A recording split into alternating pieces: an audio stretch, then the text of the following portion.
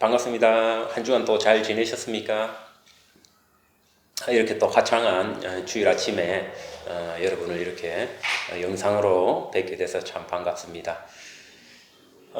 다들 뭐 아시겠지만 참 여러 가지 날마다 이렇게 우리에게 걱정과 근심을 끼쳐주는 소식을 들으면서 우리가 살아가고 있습니다. 저도 왜 걱정이 안 되겠냐마는 그래도 너무 또 과하게 걱정하지 마시고 이 사태를 통하여서 우리가 더욱더 좀 하나님 말씀에 집중하고 우리가 기도하면서 좀 평소에 하지 못했던 조용한 관조적인 시간들을 보내면서 또 각 가정 안에서 이렇게 보내셨으면 좋겠다 싶습니다.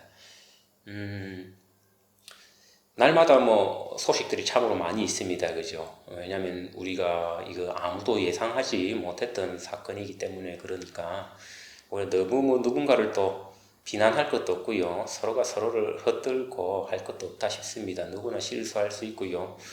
우리 위정자들도 마찬가지다 이런 생각이 듭니다. 저도 보지만 날마다 이 신문이나 이런 기사를 보면은 사과를 했다가 또 그죠? 또 바뀌었다가 이렇게 할 것이다 이렇게 했다가 그죠? 제가 우리 금요일 날 이틀 전 신문을 들고 나왔는데요. 여기도 보면은 이제 정부가 이 코로나 바이러스 검사량을 잘못 설정을 했다가 또 사과하는 그런 걸 대문짝만하게 이렇게 실어놨더라고요. 근데 우리가 지금 누구의 사과를 요구하고 이렇게 할 건 아무것도 없습니다. 과학자들마다도 지금 의견이 다 다르고요. 그리고 사실 누구도 예상하지 못한 상황이니까 우리가 이럴 때 조금은 또 너무 호들갑 떨지 않고요. 차분하게 이 사태를 놓고 우리가 기도하면서 보냈으면 좋겠다 이런 생각이 듭니다. 아무래도 특별히 어르신들이 참 걱정이 많으신 것 같아요. 건강 유의하시고요. 또 너무 이미 아마 이제 걸렸다가 지나간 분들도 이제 제법 많으신 것 같아요. 제 주변에도 이렇게 몇몇 사람들한테 이렇게 저도 들은 것들이 있는데 그런 분들은 또 본인이 너무 또 아무렇지도 않게 지나가다 보니까 또 본인의 경험으로만 말을 하는 것 같아요. 제가 우리가 한 2, 3일 전입니까? 그 브라질 대통령도 그래서 여론의 문매를 맞던데요. 본인도 이제 걸렸다가 본인도 되게 가볍게 약간의 기침 증상 이 정도로 지나가 놓고 나니까 브라질 국민들에게 또 말 실수를 해가지고 참 여론의 문매를 맞는 이런 것을 소식을 들었습니다. 이제 근데 우리가 한번 생각해 봐야 될 점도 있긴 합니다. 그 브라질 대통령이 일단 사람은 누구나 죽는 것인데 우리한테 더 중요한 거는 경제 활동이다 해가지고 사실 욕을 먹을 만한 발언이긴 하죠. 지도자가 그런 말을 해서는 안 되는데. 근데 이제 우리가 그 점 자체는 그 점이 가지고 있는 그 진리의 맥락 자체는 놓쳐서는 안 됩니다. 누구나 죽는다라는 거, 그죠? 사람은 누구나 죽습니다. 사람은 누구나 죽는데 특별히 오늘은 우리 고난주간입니다. 그죠? 우리는 한국교회에서는 주로 오늘을 고난주간으로 지키고 다음 주일을 부활주일로 이렇게 지키게 됩니다.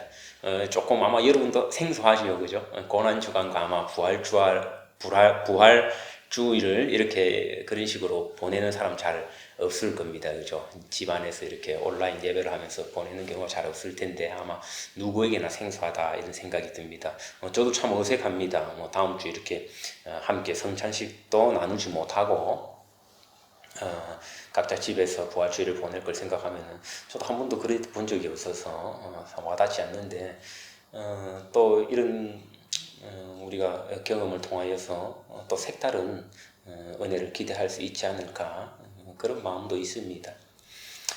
누구나 죽는다. 그거는 사실상 맞는 말이에요. 우리가 지금 이렇게 마음이 아파하는 것은 이런 식의 죽음을 원하지 않고 예상하지 않았기 때문이다라는 거죠.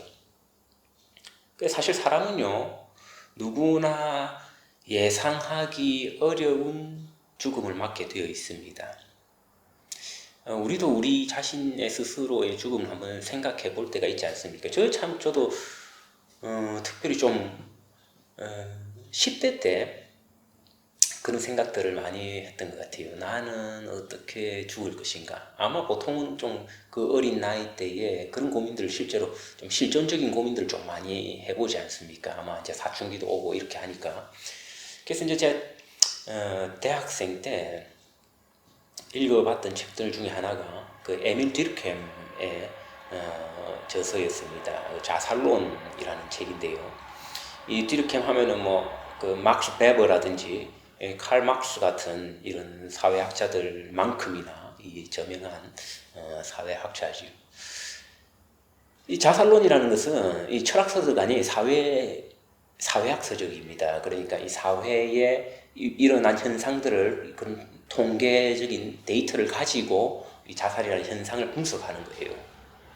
거기 보면 이제 제가 그 책을 읽으면서 인상적이었던 게 처음에 이제 자살의 카테고리를 분류를 합니다. 어떤 것들이 자살이냐 이런 식으로 정의를 해가면서 분류를 하는데 자기의 죽음을 알 수 있는 것, 자기의 죽음을 알고 그 길을 가는 것을 사실 자살이다 이렇게 봅니다. 그래서 이 자살의 특성 중에 하나가요. 그 여러 가지 카테고리 중에 하나가 이 순교도 자살에 들어가는 겁니다. 왜냐하면은 나의 죽음, 내가 이 결정이 나한테 죽음으로 돌아올 것이라는 것을 알고 행하는 것이기 때문에 순교도 그 듀르켐의 자살론을 보면은 자살의 카테고리 범주 안에 넣어두고 있습니다. 그런 식으로 따지자면요, 예수님의 죽음도 일종의 그 자살이라는 카테고리 안에 들어간다라고 볼 수 있겠지요. 예수님은 본인 스스로의 죽음을 아셨습니다. 자살하지 않는 사람과는 다르죠, 그죠? 아마 저는 이제 여러분이 다 자살하지 않을 것이라 이래 믿습니다. 예, 저 자신도 그렇고 그냥 그렇게 믿어요, 그죠? 예, 여러분 다들 오래오래 사시기 바랍니다. 예, 저도 오래 살라고 노력할게요. 아무튼 이 자살이라는 것이 이제 자기가 선택할 수 있는 거라는 겁니다. 그죠? 자기가 자기 죽음을 선택할 수 있는 거. 그런 사람 많지 않아요. 자기 끝을 알 수 있는 사람. 우리 대부분 우리 끝을 모르고 죽을 겁니다. 그죠? 코로나 사태 때 이렇게 많은 참 특별히 노인들이 이렇게 참 죽는 모습들을 보면서 우리 참 겁도 나고요. 또 우리 삶을 또 돌아보기도 하고 또 여러 가지 우리 이 사회에 던져주는 메시지들이 있지 않습니까? 그게 우리가 딱히 두려운 이유 중에 하나를 우리가 좀 생각을 해보면 우리가 이걸 예상하지 못했고 갑작스러운 죽음이라서 두려워한다 이런 생각을 하는데 사실 또 생각을 해보면요 자살을 하지 않는 이상은 대부분이 또 그런 우리 뜻밖의 죽음을 맞이하면서 삶을 마감하게 될 것이다 라는 것이지요. 오늘 우리가 보기 원하는 본문은요 특별히 고난주간을 맞이하여서 요한복음을 한번 보고 싶은데요 요한복음 12장 30절부터 32절까지 말씀입니다. 제가 한번 읽어볼게요. 예수께서 대답하여 이르시되 이 소리가 난 것은 나를 위한 것이 아니요 너희를 위한 것이니라. 이제 이 세상에 대한 심판이 이르렀으니 이 세상의 임금이 쫓겨나리라. 내가 땅에서 들리면 모든 사람을 내게로 이끌겠노라.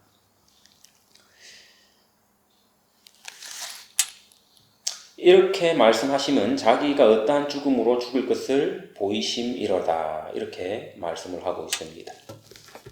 자기가 어떤 죽음으로 죽을 것을 보이심이라. 이미 예수님은 자기의 죽음을 알고 계셨다라는 말입니다. 우리는 우리의 죽음을 알고 있습니까? 알지 못합니다. 혹시라도 뭐 이렇게 자살을 염두에 두고 있지 않는 사람이라면 우리는 우리 끝을 알지 못합니다. 예수님은 예를 들면 듀르켐이 분류한 카테고리에 따르면요 이미 자살이라는 카테고리 안에서 자기의 죽음 여러 가지 죽음, 의미의 죽음일 수 있겠죠. 자기 육신의 죽음일 수 있고요. 또 자기 영혼의 죽음일 수 있고요. 또 사회적인 죽음일 수 있고요. 뭐 여러 가지 하여튼 이 자기의 죽음을 아셨다라는 겁니다. 그 십자가에서의 자기 운명을 알고 오신 것이다라는 사실을 우리가 이 책을 지금 이 본문을 통해서 볼 수 있습니다. 사람은 그 여러 가지 의미에서의 죽음을 생각합니다. 사랑하는 사람과의 단절이라는 의미에서 죽음을 생각하기도 하고요. 또 내 육신을 버림, 그죠? 내 육신의 썩어짐이라는 의미에서 나의 죽음을 생각하기도 하고요. 또는 우리 사회적인 죽음이라고도 하죠. 뭐 보통 어떤 사람들이 그렇게 생각합니까? 뭐 예를 들면은 내가 먹고 살 길이 막막한데 갑작스레 직장을 잃게 되었다든지, 안 그러면은 어떤 오명을 쓰고, 안 그러면 내가 치명적인 내 삶의 어떤 실수로 인하여서 내 명예가 곤두박질 쳤을 때, 그럴 때는 또 우리가 사회적인 죽음이다 이렇게 합니다. 여러 가지 우리는 카테고리에서 죽음을 생각해요. 오늘날 우리 사회는요, 뭐 특별히 고난주간을 맞이해서 그렇다고 생각은 하지 않지만 이런 죽음을 날마다 생각하게 하는 그런 환경이다 이런 생각이 듭니다. 그러나 우리가 무릇 기억해야 되는 것은 항상 이럴 때 가장 어려움을 겪고 핍박당하는 자들은 연약한 자들이라는 겁니다. 우리보다 약한 자들을 이럴 때일수록 더욱더 먼저 배려하고 고려할 필요가 있다는 겁니다. 여러분 아마 참 여러 가지 고통들을 겪고 있을 것이다 이런 생각이 듭니다. 장사를 못 하시는 분들은 또 사업장에 대한 고민들이 있을 거고요. 또 뭐 재택근무를 하는 분은 재택근무 나름대로, 또 안 그러면 지금 또 의도치 않게 잠깐 뭐 일시적인 휴직을 해야 되는 분들은 그 휴직으로 인한 그런 여러 가지 마음의 갈등들이 있을 겁니다. 이 시기가 다 지나고 나서 과연 내 회사에는 내 책상이 그대로 남아 있을까? 우리 사업장을 찾아오던 단골 손님들은 그대로 찾아올까? 내가 교육시켜주던 그 아이에게 낼 수 있는 이 교육비는 나의 줄어든 뭐 월급으로 이게 서스테인이 가능할까? 뭐 여러 가지 하여튼 이런 고민들이 있을 수 있습니다. 하지만 그럴 때일수록요, 우리가 생각해야 되는 것은 내 자신을 막 단속하고 내 것을 움켜짐으로써 생존하려고 하는 것이 아니라요, 우리 이 전체 사회를 생각하고 나보다 더 어려운 사람, 안 그러면 나보다 먼저 배려받아야 될 사람, 이런 사람들을 생각하는 것이 우선이 되어야 된다라는 거겠죠. 그것이 사실 또 하나님께서 우리를 향해 뜻하신 바다 이런 생각이 듭니다. 오늘 본문이 이런 식으로 시작을 하거든요. 이제 이 세상에 대한 심판이 이르렀으니 라고 합니다. 예수님이 오신 의미예요. 그죠? 이 땅에 오신 의미가요, 이 세상에 대한 심판이다 라는 것입니다. 그 말을 먼저 이 사도 요한은 우리에게 알려주고자 합니다. 우리 이 코로나 사태를 이 세상에 대한 심판이다 이렇게 보기는 어렵습니다. 그런 식의 말씀은 참 우리가 조심해야 돼요. 하지만 우리가 분명한 것은, 성경이 가르쳐주는 분명한 사실은요, 예수 그리스도께서 이 땅에 오신 그 사건 자체는 심판 사건이다라는 겁니다.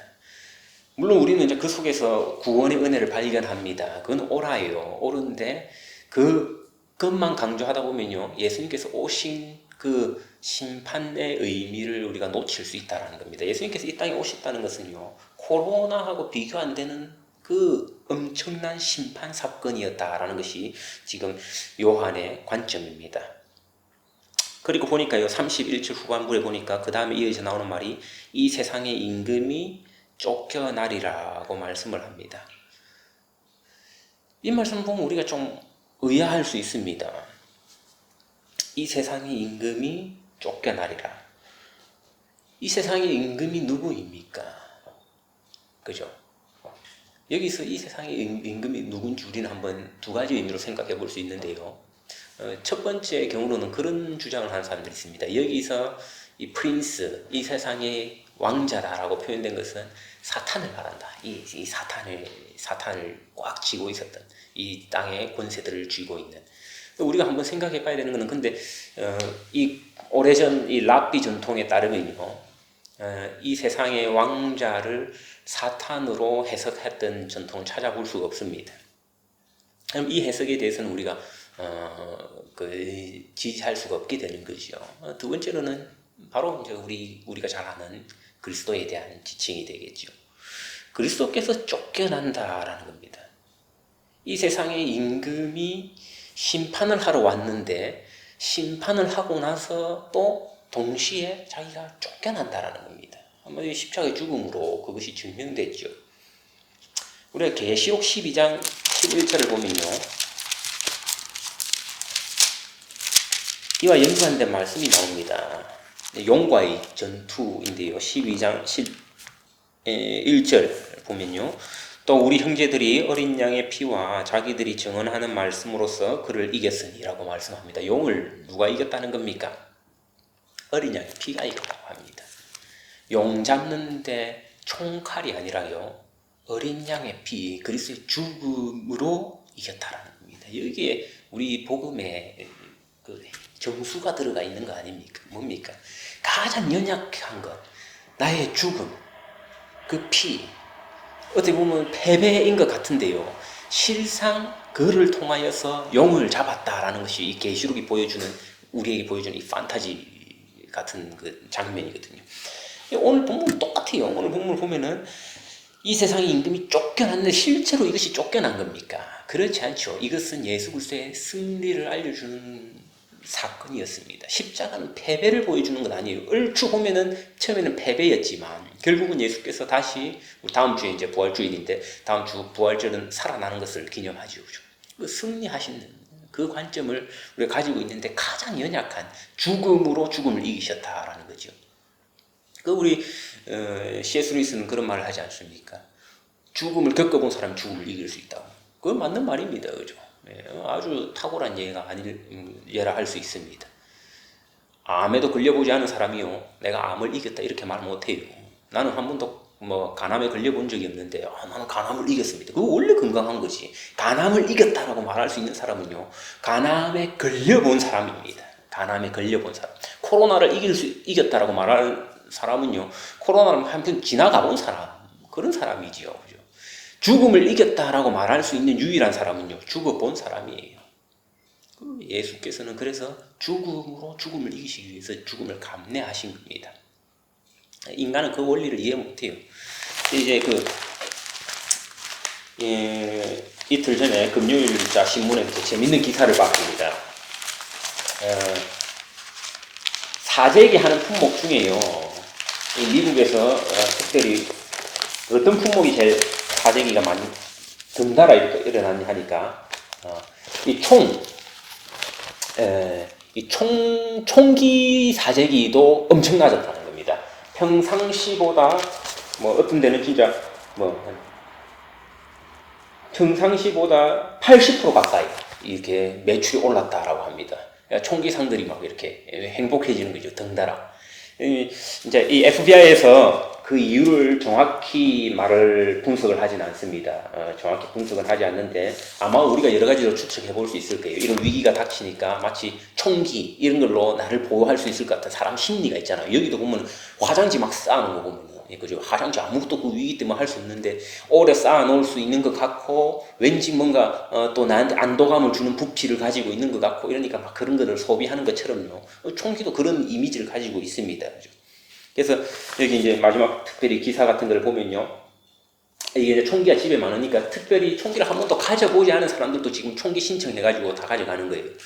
제가 이제 미국에 있었을 때만 해도 총알 같은 거는 그냥 진짜 라이센스만 있으면 쉽게 사거든요. 그러니까 가게 가면은, 우리가 테스코 가면은 오렌지 주스 밑에 여러 가지 가격표가 붙어 있지 않습니까? 그래서 이제 저도 미국 가서 처음에 이제 되게 신기했던 경험인데, 어떤 총알은 막 세일한다고 노란 딱지 해가지고 이거 한 200발에 얼마 막 이런 식으로 막 쌓아놨어요. 이거 얼마 이 세일 제품은 또 앞에 놔놓고.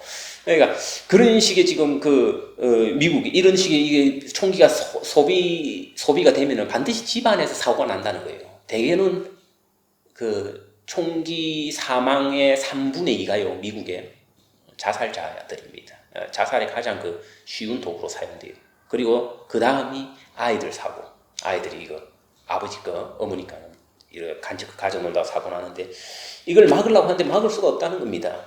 왜냐하면 지금 이 코로나가 퍼진 판에 에센셜한 아주 필수적인 필수품만 파는 상점만 열게 하자 이렇게 했는데요. 이 마지막에 보면 총기 단체를 이런 말을 해놔요. 총기는 Essential Critical Infrastructure Workforce다. 이렇게 이게 총기야말로 가장 우리 사회를 이렇게 기저에서부터 지탱해주는 에센셜한 품목이다. 이런 재미난 내용입니다. 다들 이해관계가 물려 있으니까 뭐 어떻게 할 줄 모르는 지금 현상들을 보고 있어요. 여러 가지 지금 사회 현상들을 보면요, 우리가 가지고 있는 연약함과 악함이 다 드러나고 있는 겁니다. 사람들이 이런 위기가 되니까 총으로 무장하려고 하는 겁니다. 그게 나를 지켜줄 것 같거든요. 근데 오늘 보면 정달라요. 계시록을 아까 봤지만요, 계시록에서 용을 때려잡는다고 이 총기상에 가가지고 총을 사재기 하지 않습니다. 총알을 사재기 하지 않아요. 용을 뭘로 잡았느냐 하니까요, 어린 양의 피로 잡았다고 합니다. 그 본문을 오늘 본문에서는요, 이 세상의 임금이 쫓겨나는 것, 그리스도의 죽음으로 표현하고 있습니다. 예수께서 이 모든 권세들, 이 모든 대적들을 때려잡을 수 있었던 것은요, 총을 사재기 함으로써가 아니라 자기의 가장 연약한 자기의 죽음을 통해서였다라는 사실을 우리는 알 수 있겠죠. 그러니까 죽음이 끝이 아닌 걸 다시 이어서 말을 하고 있습니다. 32절 보니까요, 내가 땅에서 들리면 이렇게 합니다. 예수님은 비하되셨다가 다시 승귀의 과정을 거치게 되셨다라는 겁니다. 우리 이제 그걸 이제 신학 용어로는 그렇게 이야기를 해요. 비하와 승귀라고 합니다. humiliation and exaltation이라고 이렇게 말을 합니다. 예수님 비천하게 된 것이요, 그냥 그 상태로 머물러 있는 것이 아니라 반드시 높아지는 그 승귀의 과정을 거치신다라는 겁니다.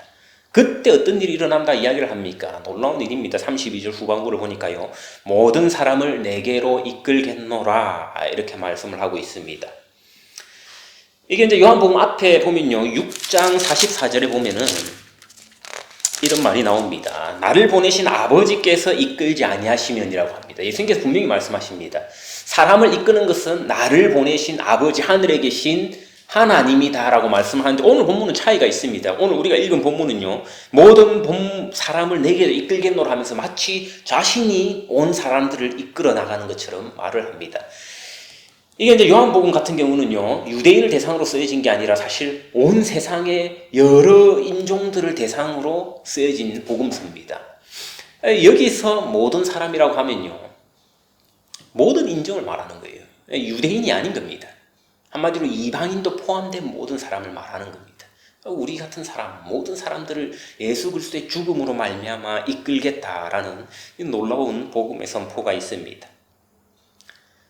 그리고 마지막에 다시 사람들이 평가하기로는, 요한이 평가하기로는 이것은 자기가 어떠한 죽음으로 죽을 것을 우리에게 보이시기 위함이라 하시죠. 예수님께서는 이토록 자기 죽음의 의미와 자기의 비하와 승기가 가짐으로써 비하와 승기가 가진 의미, 즉 모든 사람을 하나님께로 나오게 할 수 있는 그 힘을 위해서 자신의 죽음을 감당하셨다라는 이 복음의 핵심적인 내용이 되겠지요.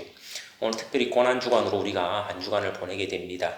무엇보다 정말로 우리 실생활에 고난이 닥쳐와 있는 상황이지요. 여러분, 이럴 때 한 주간 동안 또 고난을 묵상하면서요, 예수님의 죽음을 묵상하면서 이것이 나에게 어떤 의미를 가지고 오는 것인가를 생각해 보는 것도 좋겠지만, 이것이 온 세상, 이 지금 고통받고 있는 이런 바이러스로 인해서 고통받고, 또한 바이러스로 인한 여파들, 여러 가지 앞으로 우리에게 닥쳐올 경제적인 어려움이라든지 여러 가지 이러한 것들, 그런 고통받는 그 고통에 대한 하나님의 대답이다, 이렇게 생각해 볼 수 있습니다. 이럴 때요, 우리가 고통이 닥쳐오니까 우리는 나름대로 내한테 의지할 것들을 찾은 모습들이 있습니다. 그죠? 그래도 나는 좀 안도감이 든다. 그래도 나는 월급쟁이니까 그나마 이럴 때는 좀 낫네. 그래도 나는 젊으니까 뭐 감기 앓듯이 한 뭐 2, 3, 4일 누워 있다가 나면 되니까 그래도 좀 낫네. 그래도 내가 그나마 지금까지 뭐 함부로 안 쓰고 돈 조금이라도 모아놓은 게 낫네. 여러분이 낫다 싶은 것을 의지하는 게 참 쉬운 때입니다. 그러지 마십시오. 그래도 내가 총이라도 몇 자루 살 수 있는 돈이 있어서 낫네 하고 총기상으로 몰려가는 모습들, 그러지 마시라는 겁니다. 물론 거기엔 다 이유가 있어요. 저도 이 자세한 인터뷰들을 찾아보니까요, 아시안들은 요즘 아시안에 대한 위협이 느껴져서 막 이렇게 총기를 사러 왔다고 하더라고요. 그게 마치 자기가 지켜줄 거거든요. 그렇지 않다는 겁니다. 예수님이 이 땅에 이러한 재난, 이 사람들이 해결하지 못할 문제를 보시고 오셔서 쫓겨나셨습니다. 쫓겨나시고 자기의 목숨을 내어놓으셨습니다. 그거를요, 요한계시록에서는 용을 잡는 장면으로 묘사하고 있습니다. 피로 용을 잡습니다. 총이 아니라. 여러분, 우리 코로나 바이러스 사태로요, 우리 고난주간 동안 한 주간 또 묵상하실 때 나는 과연 이 사태를 무엇으로 잡으려 하는가를 한번 생각해 보셨으면 좋겠습니다. 과연 그리스도를 의지함으로 그 연약함, 우리에게 주신 그 보혈의 능력, 그 피의 약함으로, 자기를 내어준 그 약함으로 우리가 더 연약한 사람들을 먼저 돌보고 그들에 대한 관심을 거두지 않는 이러한 일들로 우리가 이 사태를 이겨나갈 것인가? 안 그러면은 나름대로 한번 용을 잡아보겠다고 총기상에 줄 서고, 휴지 사재기 하겠다고 줄 서고, 여러 가지 쌓아놓을 수 있는 거 쌓아놔 보겠다고 하면 줄 서고, 그런 것으로 우리가 이겨낼 수 있을 것인가? 안 그러면 내 건강한 내 젊음, 내 육신, 이런 것을 믿고 살아나갈 것인가? 한번 고민해보는 이런 한 주간의 시간이 되었으면 좋겠다 싶습니다. 우리가 그리스도를 따른다는 것은요, 그리스도의 연약함 속에 있는 놀라운 승리의 비밀을 믿는다는 말입니다. 그리스도는 혁명을 일으키지 않으셨고요, 칼을 들고 정권을 몰아내지 않으셨습니다. 골고다 십자가에서 자기의 죽음, 가장 수치스럽고 연약한 그 모습으로 온 인류에게 승리를 가져다 주셨습니다. 우리 한 주간 고난주간 동안 이 예수 그리스도의 죽음을 묵상하면서요, 우리가 늘 버릇처럼 습관하듯이 이 죽음이 나에게 무슨 의미가 있나 보다는요, 이번 주는 특별히 고통하고 있는 이 온 세상의 사람들, 그리고 우왕좌왕하는 이런 위정자들, 나 자신을 포함한 여러 사람들의 이런 모습들 속에서 하나님께서 하시고자 하는, 우리에게 지금 오늘날 들려주고자 하는 말씀이 무엇인지를 고민해 보았으면 좋겠습니다. 그렇다면 반드시 우리가 그 고난, 예수께서 받으신 고난을 통해서 우리가 현재 당하고 있는 고난에 대한 답과 의미를 찾을 수 있을 것이라 믿습니다. 우리 성도님들 지치지 마시고요, 이번 한 주간도 힘을 내시고 무엇보다도 강건하셔서 우리 어려운 때를 잘 넘기고 서로 웃으면서 함께 예배할 수 있는 시간을 기다렸으면 좋겠습니다. 우리 특별히 연락도 자주 주고 받으시고요, 직접 만나지는 마시고 또 기도 제목이나 또 이런 것들이 있으면은 보내주시고요. 잘들 보내고 계시더라고. 저도 이제 연락을 다들 이렇게 제가 자주는 못 드려도 이렇게 띄엄띄엄 이렇게 드려보면은 다들 그래도 잘들 지내고 계신다 하니까 참 감사하고 좋더라고요. 또 어떤 분들은 성경도 많이 보시고, 그죠? 예. 제가 또 칭찬도 이렇게 해드린 분도 있지만, 그죠? 예, 또 어떤 진짜 열심히 읽는 분들은 되게 열심히 읽고 또 저한테 물어오시기도 하고 하더라고요. 얼마나 또 그런 예쁜 모습들이 있습니까, 여러분 가운데, 그죠? 예, 성경도 보고. 저도 그래요. 이런 좋은 시간대 더욱더 묵상할 수 있는 시간은 많고요, 묵상의 깊이는 더욱더 참 깊이 들어가기 참 좋고요, 책 읽기도 참 좋은 시절이다, 이런 생각이 들어요. 그죠? 이번 고난주간도 여러분 각자 집에서 묵상하시면서 어떤 분들은 또 금식도 해가시면서 예수 그리스도의 죽음이 이 시대, 바로 우리 이 고난의 현장 가운데 어떤 의미를 가지는지, 하나님 그로서 우리에게 소망을 보여주시고자 하시는 거거든요. 거기서 나는 어떤 소망을 찾을 수 있을지, 우리 공동체는 어떤 소망을 찾을 수 있을지 발견하고 무엇보다 또 다음 주 부활주일 우리가 기쁨으로 함께 또 예배 자리에 모였으면 좋겠다 이런 생각이 듭니다. 그 예배 자리는 우리 지금 제가 있는 우리 교회당이 아닙니다, 그죠? 각 가정입니다. 예, 그리고 한 주간 또 그리스도의 권한을 묵상하면서 또 은혜로운 시간 가지시기를 바랍니다.